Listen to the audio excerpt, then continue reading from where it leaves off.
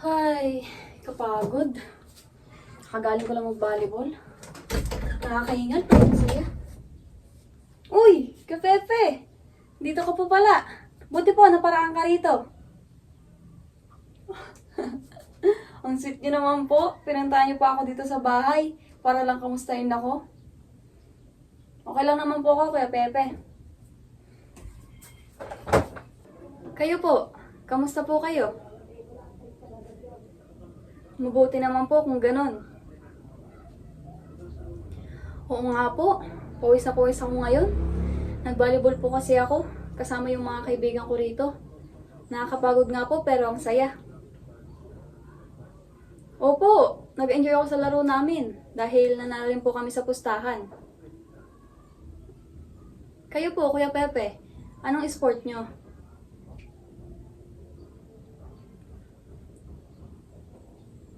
Ay wow! Di ko alam na nagbe-fencing po pala kayo. Taray! Tapos sumali pa kayo sa fencing club sa Europe. Galing! Pag may time po ako, pupunta ako sa inyo para magpaturo ng fencing. Joke lang po. Ay!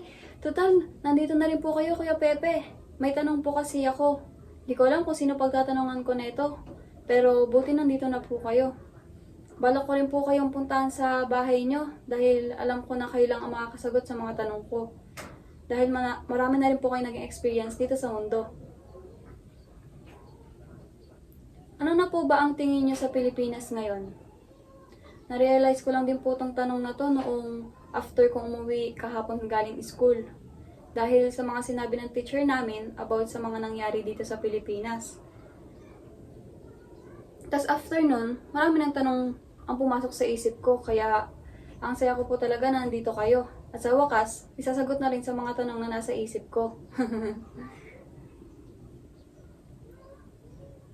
So, ano pong masasabi niyo sa tanong ko?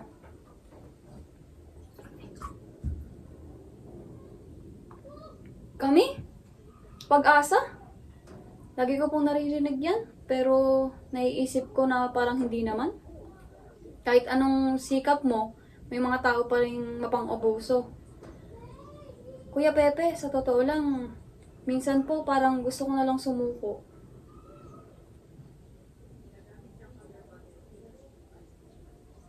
Tama po kayo na hindi dapat minamadali. Kaya nga po nagsisikap din ako.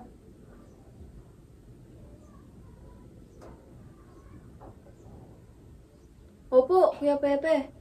Di man ako bayani katulad nyo, pero gusto ko pong tumulong sa mga bata at sa bayan. Ako po ay magiging isang guro balang araw. Kaya kahit pagod ako ngayon, lalaban pa rin ako. Kahit simpleng estudyante lang ako ngayon, alam kong may halaga rin ang boses ko. At katulad nyo, Kuya Pepe, hindi rin ako titigil sa paniniwalang gaganda at aayos din ng Pilipinas balang araw. Ang laban nyo po noon ay laban pa rin namin hanggang ngayon. At hanggat may kabataang naniniwala sa bayan, hanggat may guro, may estudyante, at mga nangangarap, hindi po masasayang ang sinimulan nyo. Salamat po, Kuya Pepe, sa lahat ng sakripisyo at inspirasyon na binigay mo. Dala ko po yun araw-araw kahit pawis at pagod ako.